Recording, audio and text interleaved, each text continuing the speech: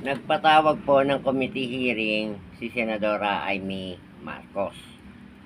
So marami nagsasabi, ano pa mangyayari dyan sa hearing na yan?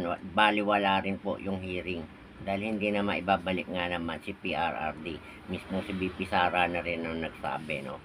At medyo mahaba yung hearing na pinakinggan ko, no? At inamin din ni JLG na pinagplanuhan talaga nila.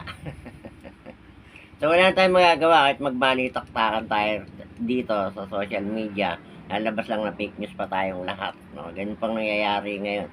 Magsabi ka ng totoo, bumatikos ka sa gobyerno. Troll ka, fake news ka.